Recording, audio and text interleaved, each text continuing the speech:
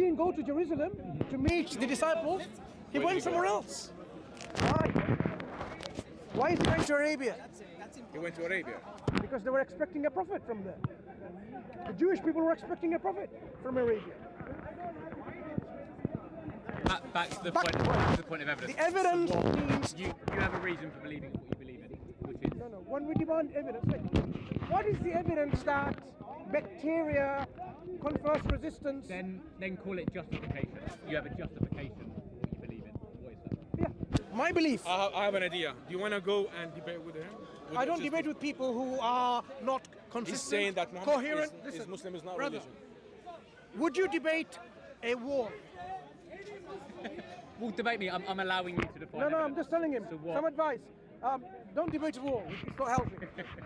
So what? You have a belief. So Where does it come from? I believe in the existence of God, Okay. who's one and only absolute independent self-sufficient. And I have justification for that. Okay. So Do you believe? So talk me through that Do justification. you believe in God? I have no reason to personally, but I'm interested in your Sure. reason for believing the same. Fine. So if I were to go through a process so that we can perhaps this shared learning, then we can agree whether there is a God or not. Well, I don't know about agree. We'll have to see at the end. But Or I'm disagree? curious or disagree. But Fine. Where does yours Do come you, from? do you believe nothing can make something? Oh. It's Right, not a tough question. If that's the starting point, then the common argument is, if God is something, then God comes from where? You see, immediately he went into defense and trying to fit out of the 50 arguments for God that I've read in the Wikipedia or online or somewhere, which one does it fit into? That's not how we should seek or justification of belief from someone, right?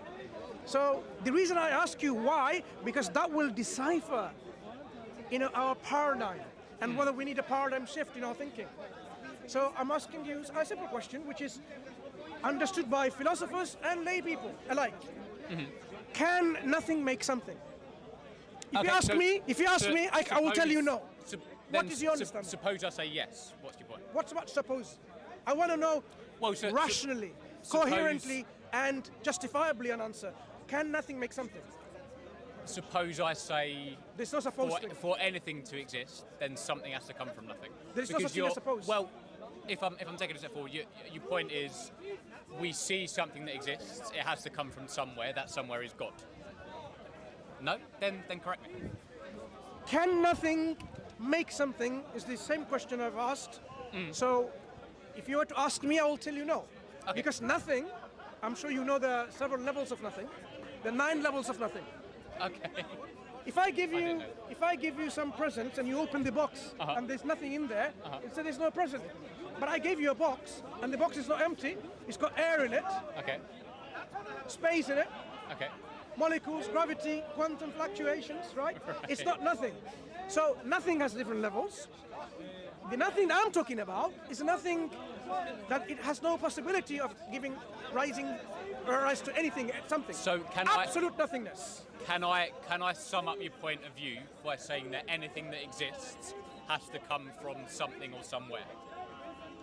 You again jumping to. Well, I'm trying to rephrase what you said. No. Why are you trying to formulate and think? Oh, what is the argument leading towards? Just let's understand this simple thing first of all. Can nothing give rise to something? Can nothing make something? And the nothing I'm defining to you now is the nothing that is absence of everything, and that everything includes space, time, quantum fluctuations, and possibilities. Absolutely nothing. I won't lie, you have stumped me with quantum fluctuations because I'm not sure I understand that to the level that you do. But if I'm still trying to understand. Was my statement, that question, very difficult to understand? Well, all right. You're asking the question, can nothing give rise to something? Yeah. And your answer is no.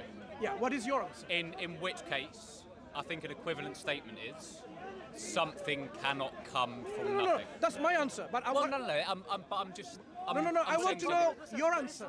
You're saying. I want to know your answer, not mine. Well, that depends on exactly what it is that you're saying. But are you saying that something cannot come from nothing? What's your name?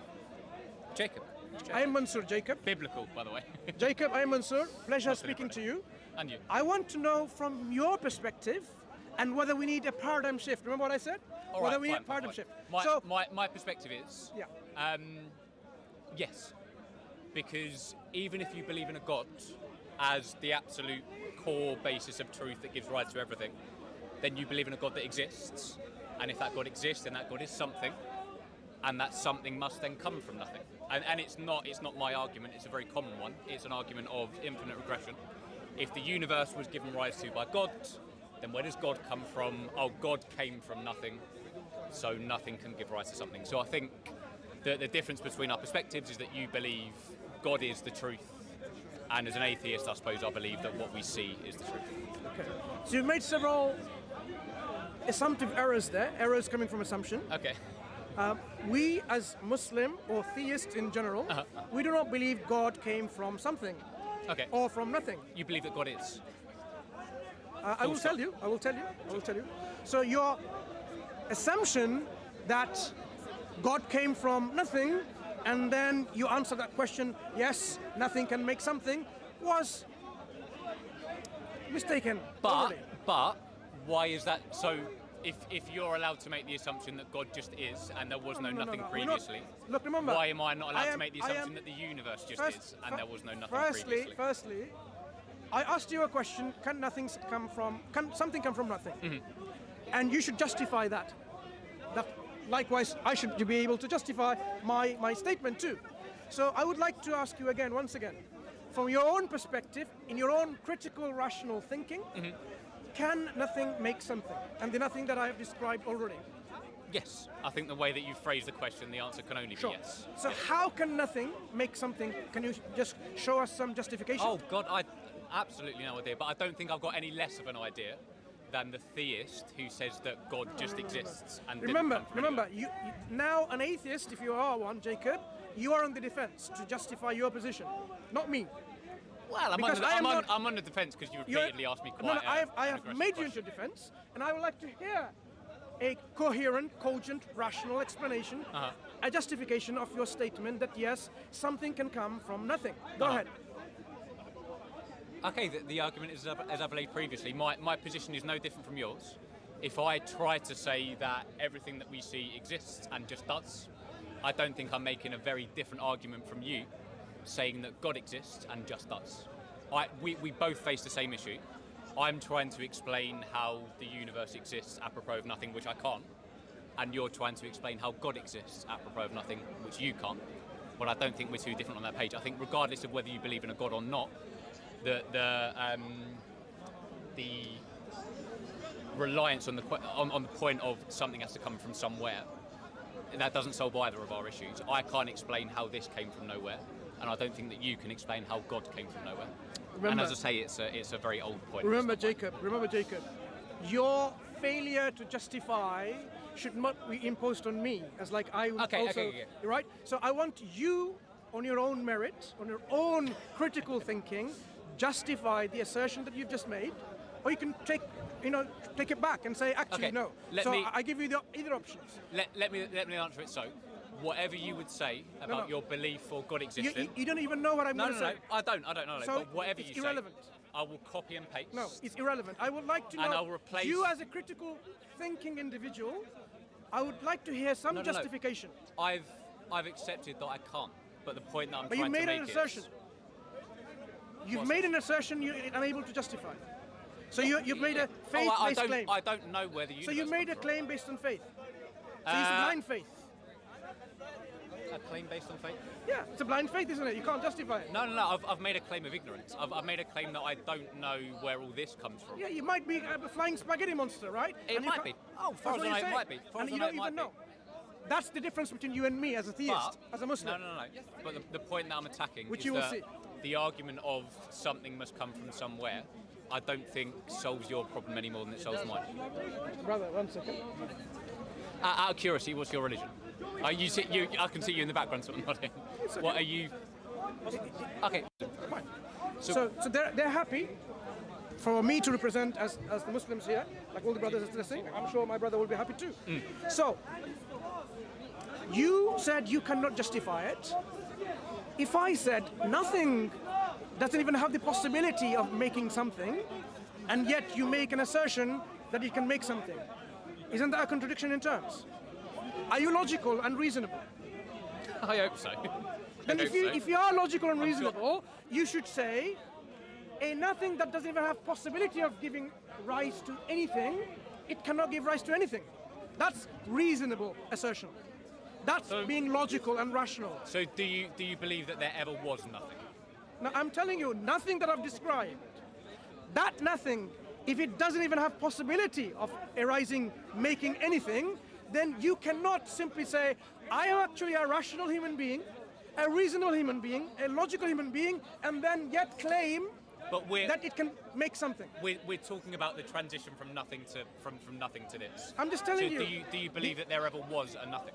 That there was a point You're where not answering the existed? question. You're going into another question to put me now in justifying my position, which I will do. I've already stated my answer. But I will. I hope that I've already answered your question. No, My you answer haven't. was. You haven't. Well, I've said yes. You have said yes, but we would like to know, as theists, Sure. your justification for it, and you say you have no justification. So now the question would be, are you being I'll reasonable? explain. Are you being reasonable? I'll explain. Are you a reasonable my, atheist? my justification is what's the word? It's because of the phraseology of the question. Sorry, I do apologise. It's because of the way the question is phrased, right? I think you have to answer that question with yes. Can something arise from nothing? I think that question can only be answered yes. Because regardless of whether you believe in a God or not, we all seem to believe that all this started off as nothing, and in your worldview, there was nothing, then a God, then this, and in my worldview, there was nothing, and then this. Let me just help you a little bit before you regardless- make several mistakes again. There was never a time when God was absent.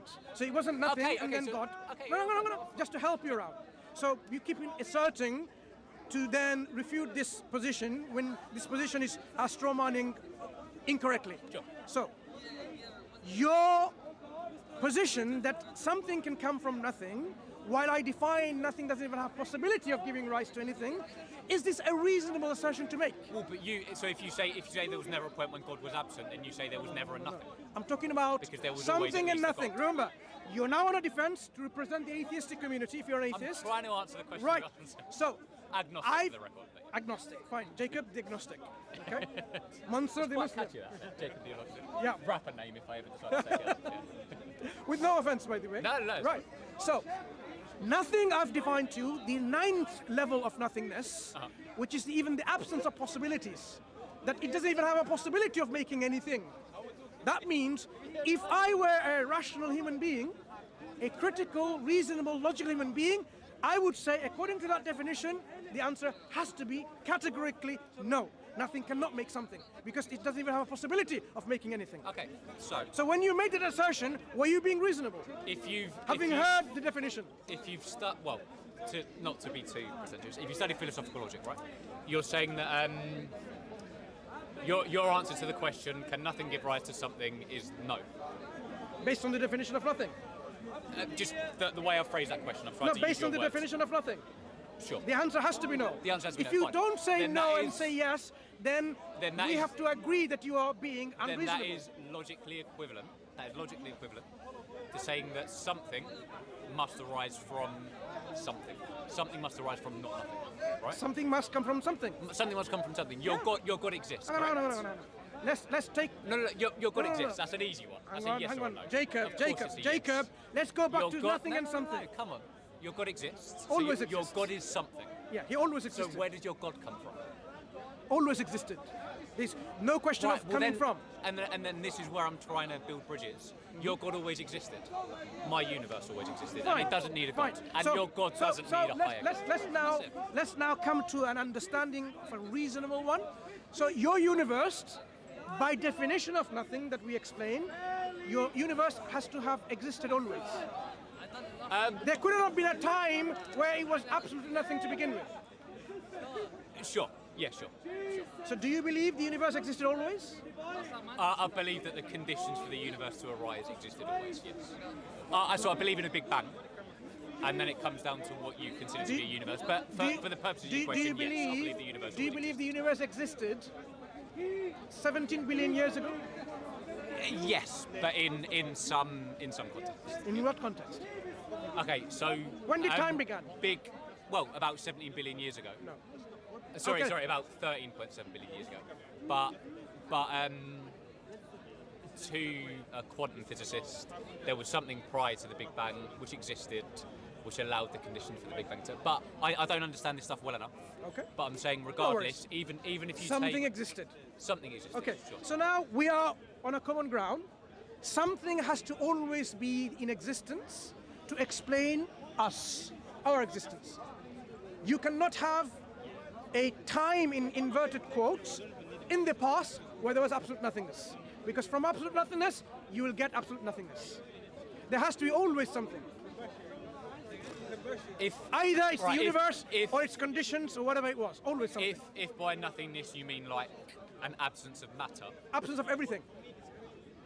what an absence of Everything. so an absence of matter is different from an absence of laws of physics. That No, might give absence rise of to matter at everything some point. includes laws of physics. Then I'm not well educated enough to answer that question. Is the honest answer? No, the answer is if there is such a thing called nothing, which doesn't have anything, not even laws and possibilities, Yeah. then from that nothing, you will get nothing. Something cannot come from it. That is a reasonable, logical, rational position to take. And it's not rocket science, it's common sense. Because we've defined what nothing is. Okay, I believe that if there is such thing as a universal set of laws of physics, they existed prior to the Big Bang.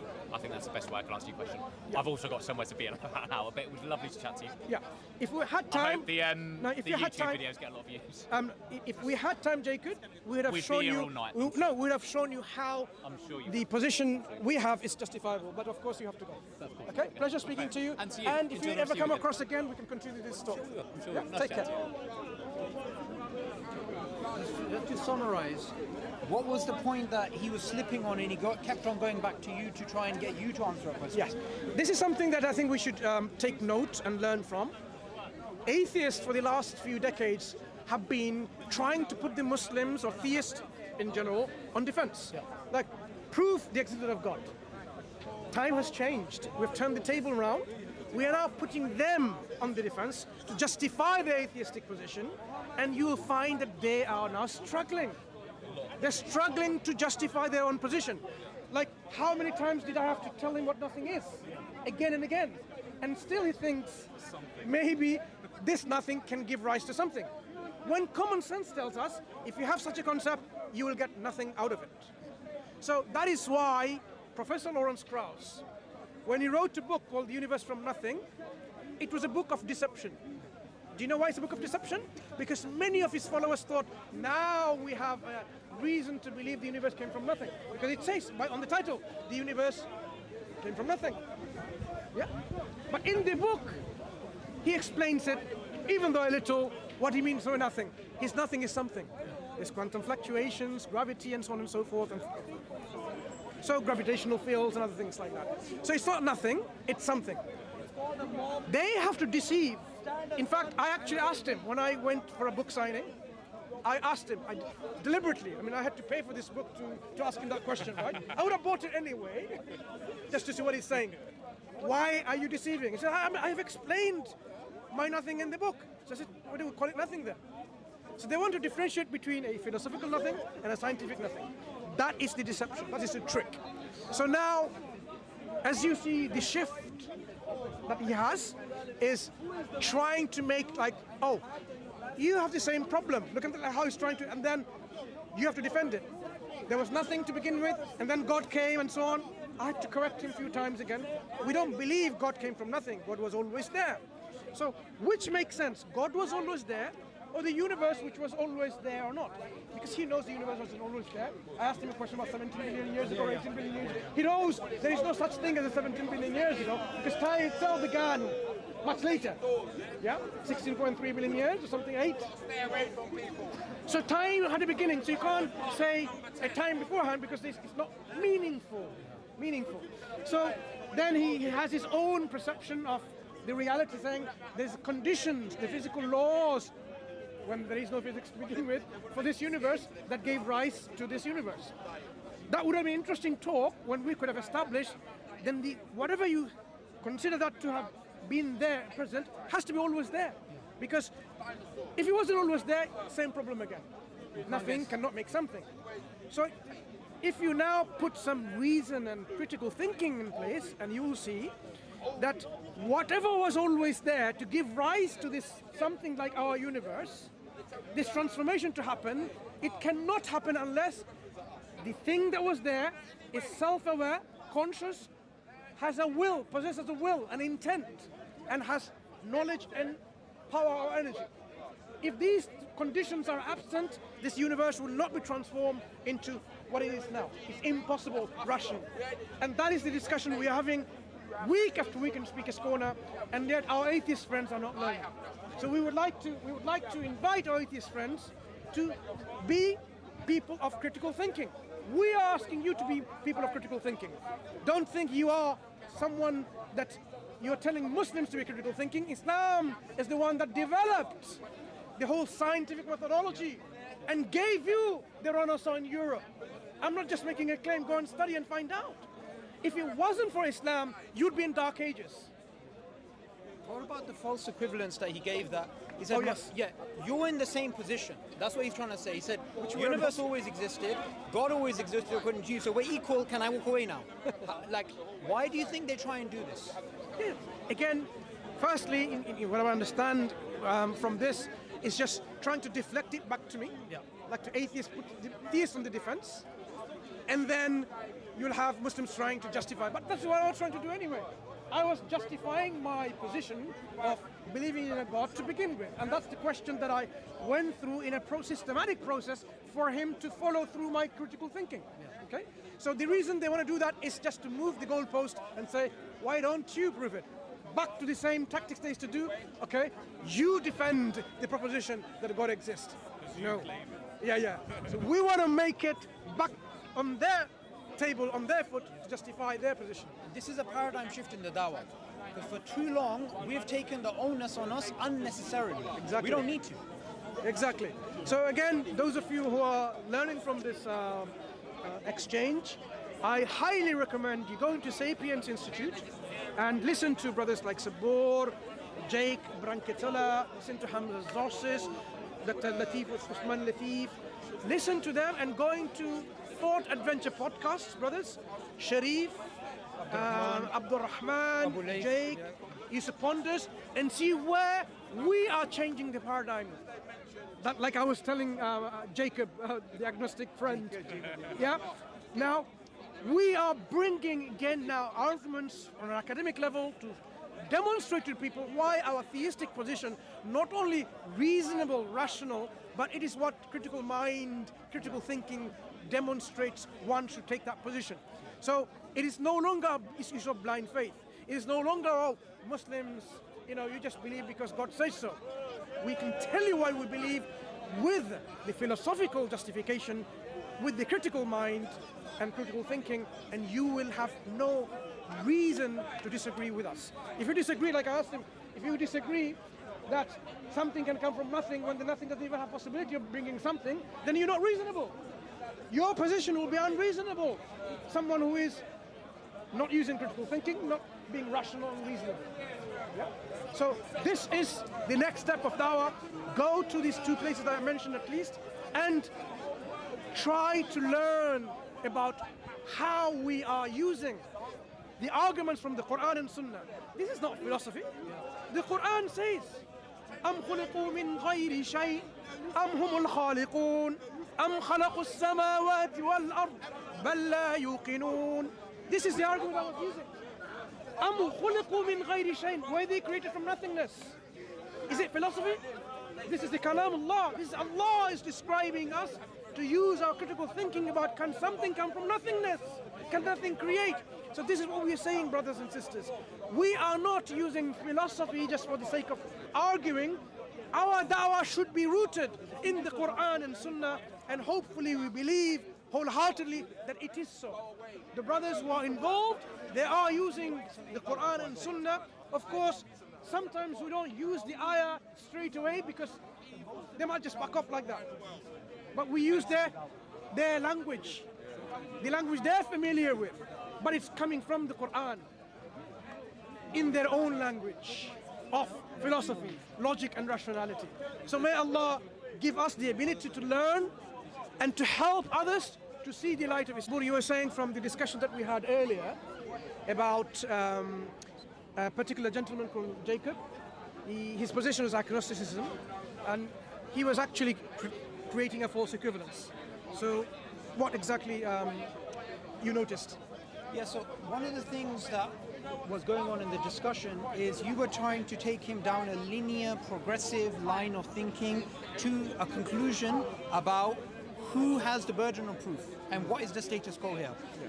And as soon as he realized, actually, I can't justify my position that you can get something from nothing because we're not going to be deceived by the definition of nothing, then it's going to be a matter of trying to get you to justify your position when actually he's in the position to justify his position. I think one of the problems here, and there was a Muslim earlier who was trying to interject in, he was trying to get involved in terms of how to answer, and I knew what was about to happen, so I stopped him. The reason why is because Muslims think, okay, if someone's asked a question, you answer it. No, you're taking them down a route to show what their position is, and you have to continue down that line in a very focused way without getting distracted by these things. And I think discussions about nothingness and something, and whether something can come from nothing, or for example, he said, was there always nothing, right?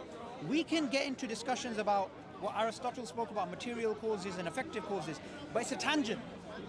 We rather just stick to the fact that they cannot justify their position, and actually the boot is on the other foot.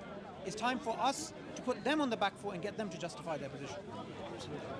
Absolutely, absolutely. So again, I mean, the discussion that happens in Speaker's Corner, you should make a note and take notice that we are not trying to just give answers because they demand the answers. We want to know what will convince them. Because ultimately, in fact, I recently had a discussion back up on the last video that we had, last discussion we had with Mason, remember? Oh, yeah. There was an individual who's saying, oh, I have seen 50 plus arguments for the existence of God and I found nothing convincing, is my position justified? So I asked him, what will convince you?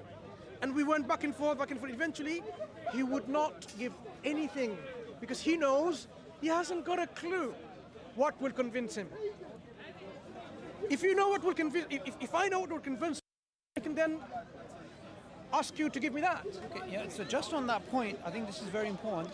What you'll find is get atheists saying, I'm not convinced.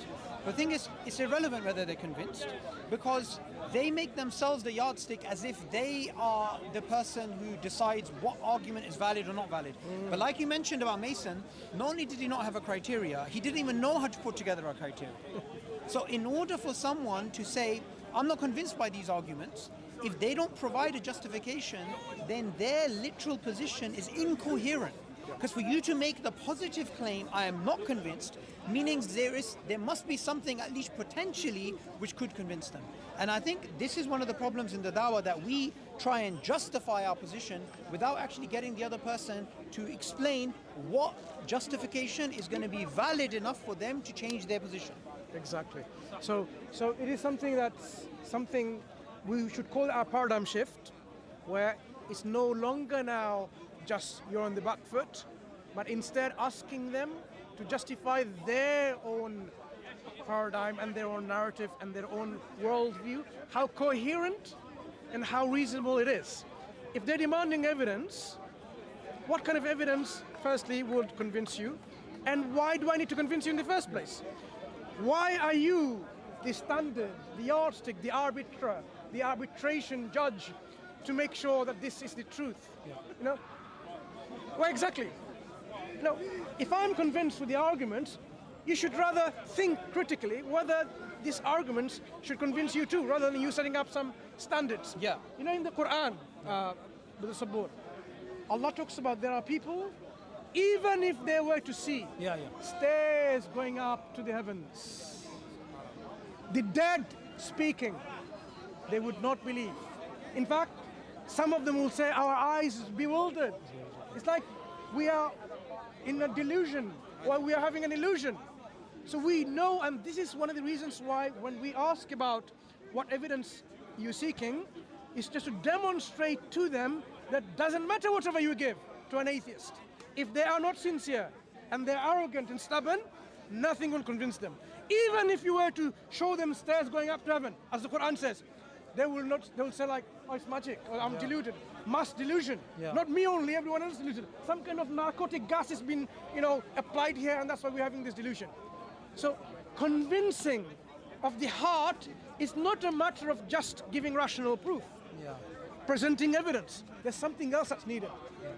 It's the heart that needs to be open to the evidence. If it's not open, it doesn't matter whatever you give. It's like, imagine, I want to give you some water because you want to drink. And all you do is, you give me the cup, the glass upside down. However I try, it's not going to hold any water. The heart needs to be in the right shape and right form, in the right approach to receive guidance and convincing arguments. If it's not, then no matter what we give. Yeah.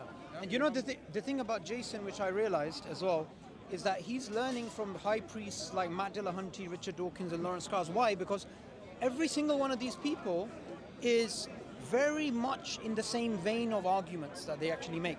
Because I could almost predict what he was saying next. Because they only have one way of thinking. The people that they learn from, you get people like Dan Barker, right? He said if he saw God, he would tell God to go to hell. So the thing is, it's got nothing to do with, like you said, the mind, it's the heart. I remember I had a conversation with a guy who was agnostic, and I asked him, if you saw God, would you believe in God? Like, it's a very simple point. Yeah. And he wasn't able to give a satisfactory answer to that, because deep down, it's not about evidence.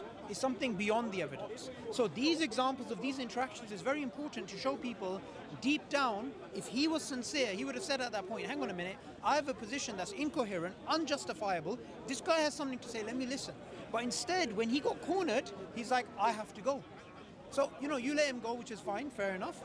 What I would have done is I had said, well, you're leaving because you've got no place to go. But the most important thing that we have to do is we have to try and teach people, ultimately, these atheists have nothing to offer the world. Absolutely. And this is why Islam provides not only rational, intellectual justification. Have you read in the Quran, Allah says, أَفَلَا يَعْقِلُونَ أَفَلَا تَعْقِلُونَ أَفَلَا يَتَدَبَّرُونَ الْقُرْآنَ. Allah is constantly reprimanding us. Don't use your intellect. So Islam is a religion, a way of life, the faith that we believe in. It's based on solid ground, solid foundation. So let these people not take that away from you by their empty rhetoric. This is all I have to say now. Jazakallah khairan. Thank you. Thank you.